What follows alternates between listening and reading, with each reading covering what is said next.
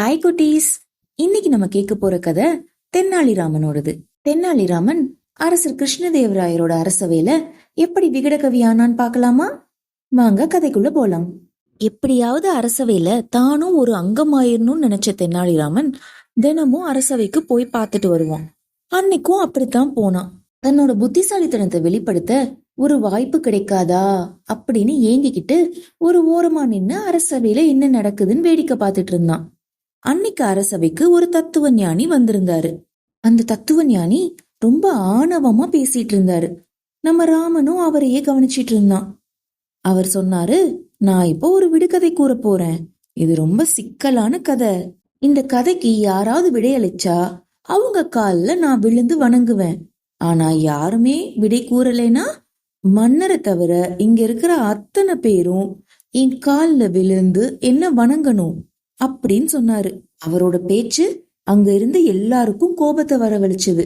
ஆனாலும் மன்னர் அவரோட கோபத்தை அடக்கி, சரி எப்படியாவது இந்த அரண்மனையில இருக்க யாராவது ஒரு புலவர் அவருக்கு விடை கூறிடுவாங்க அப்படின்னு நம்பிக்கையா, சரி நீங்க விடுகதைய சொல்லுங்க அப்படின்னு சொன்னாரு.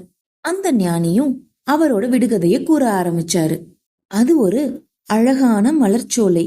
அந்த சோலையில ஒரு முனிவர் அமைதியா தியானம் பண்ணிட்டு இருந்தாரு. அந்த சோலையை ஒட்டுன சாலையில 3 பெண்கள் குடத்துல தண்ணீர் எடுத்துட்டு போயிட்டு இருந்தாங்க. அந்த குறும்புக்கார பெண்களுக்கு சும்மா போக மனசு வரல. முனிவரை கிண்டல் செய்துட்டே தன்னோட குடத்துல இருந்த தண்ணிய அந்த முனிவர் மேல ஊத்திட்டாங்க. இதனால கோபம் அடைஞ்ச முனிவர், நீங்கள் அனைவரும் பூக்களாக மாற வேண்டும் அப்படின்னு சபிச்சிட்டாரு. அந்த சாபத்தை கேட்ட பிறகுதான் அந்த பெண்களுக்கு தான் செஞ்ச தவறே தெரிஞ்சது. அவங்க 3 பேரும் கண்ணீர் வடிச்சுக்கிட்டே முனிவர்கிட்ட அவங்கள மன்னிக்கும்படி கேட்டுக்கிட்டாங்க. அதுல இருந்த மூத்த பெண்ணுக்கு 2 நாளைக்கு முன்னாடிதான் திருமணம் வேற முடிஞ்சிருந்தது. அந்த பெண் அழுதுகிட்டே முனிவர்கிட்ட ரொம்ப வேண்டி கேட்டுக்கிட்டா, தன்னையும் தன்னோட தங்கையரையும் மன்னிச்சு விடும்பாரி. ஆனா முனிவரோ ரொம்ப கோபமா இருந்தாரு. திருமணமான பெண்ணிற்கு மட்டும் கொஞ்சம் தண்டனைய தளர்த்தினாரு. அவ மட்டும் பகல்ல செடியா இருந்துட்டு ராத்திரி வந்தோனே மீண்டும் பெண் உருவம் எடுத்து அவ வீட்டுக்கு போயிடலாம். ஆனா திரும்ப காலையில 6 மணிக்கு இங்க வந்துடணும். அப்படி வர தவறுனா ரொம்ப கொடிய தோற்றம் கொண்ட பேயா அவ மாறிடுவா. மத்த 2 பேரும் எப்பவுமே இந்த தோட்டத்துல செடியாதான் இருக்கணும் அப்படின்னு சொல்லிட்டாரு.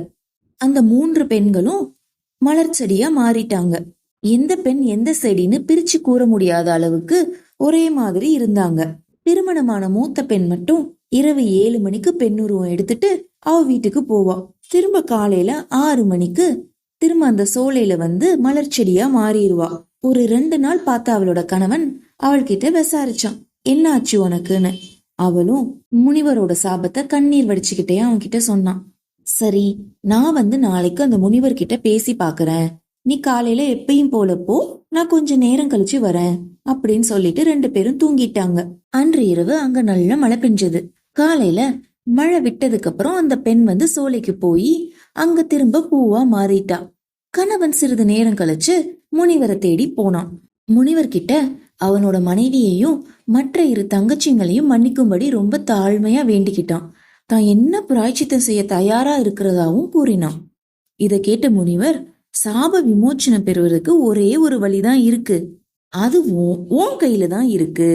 இங்க இருக்கிற 3 பூச்செடிகள் தான் அந்த பெண்கள். இந்த 3 செடியும் ஒரே மாதிரி இருக்கா? இதுல உன்னோட மனைவி யாருன்னு கண்டுபிடி. அப்படி நீ கண்டுபிடிச்சிட்டா உன் மனைவி மட்டும் இல்லாம மத்த 2 பெண்களுக்கும் உயிர் வந்துரும். ஆனா தவறுதலா நீ கண்டுபிடிச்சா 3 செடியுமே வாடி இறந்து விடும்.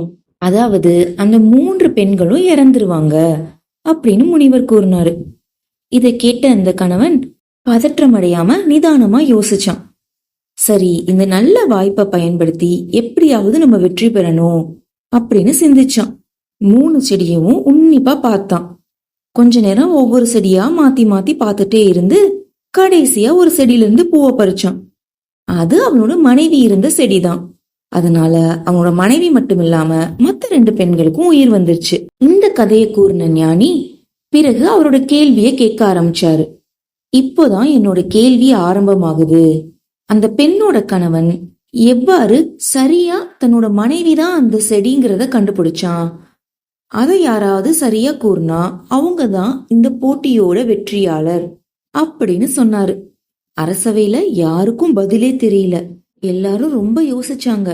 நம்ம எப்படி கண்டுபிடிக்கிறது அந்த கணவன் சரியா கண்டுபிடிச்சான்னு? நல்ல காலமா அவனோட மனைவி இருந்த செடிங்கிறதுனால அவ உயிர் பெற்றுட்டா. ஆனா அது எதேச்சியா நடந்ததுன்னு நம்மளால சொல்ல முடியாதே அப்படின்னு எல்லாரும் யோசிச்சாங்க. இந்த பேரவையில இத கண்டுபிடிக்கிற அறிவாற்றல் யாருக்குமே இல்லையா அப்படின்னு கேட்டாரு. மன்னர் ரொம்ப வேதனை அடைஞ்சாரு.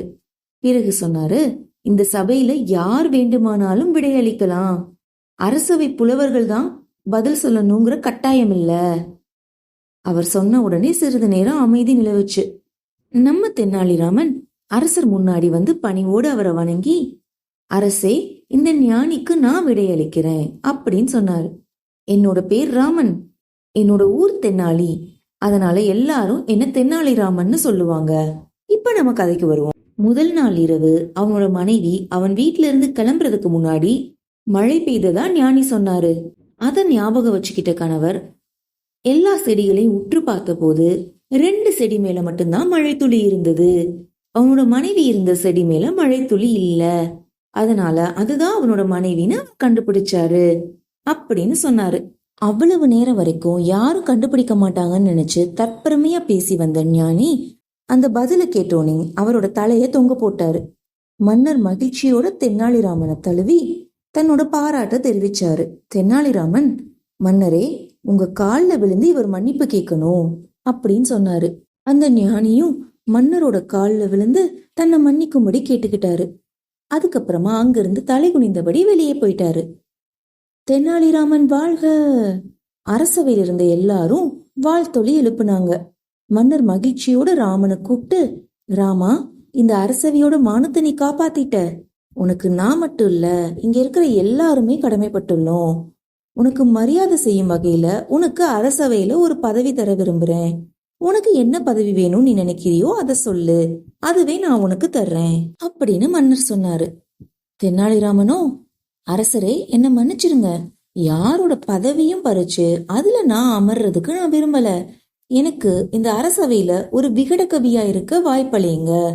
யாரோட மனதையும் புண்படுத்தாம உங்க எல்லாரையும் மகிழ்ச்சியா நான் வச்சிருப்பேன் அப்படின்னு ராமர் சொன்னாரு. மன்னர், ராமா, இந்த அரசவையில நீ விரும்பியது போல விகட கவியாக இருக்கலாம். என்னோட ஆலோசகராகவும் நீ செயல்பட வேணும். யாருக்கும் அஞ்சாம தைரியமா இந்த நாட்டுக்கு நல்லது எதுன்னு நீ சொல்லணும். உன்னோட அறிவுத்திறனால இந்த நாட்டுக்கு நல்ல வளர்ச்சி கிடைக்கும் அப்படின்னு அரசர் சொன்னாரு. அன்னையிலிருந்து தென்னாலிராமன் அரசரோட விகட கவியா மாறிட்டாரு. தென்னாலிராமனோட புத்திசாலித்தனத்தை இனி அடுத்தடுத்து வர கதைகள்ல பார்க்கலாம். இப்போதைக்கு டாடா.